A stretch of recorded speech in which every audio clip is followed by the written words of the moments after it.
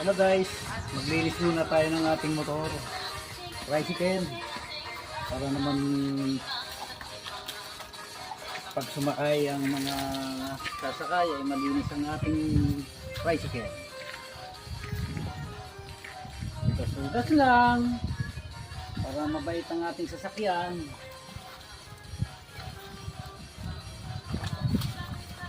Sipag-sipag lang. Hello guys, mahalin ninyo ang inyong sasakyan kahit tricycle lang. Taxicle pala, taxicle. Good chicken.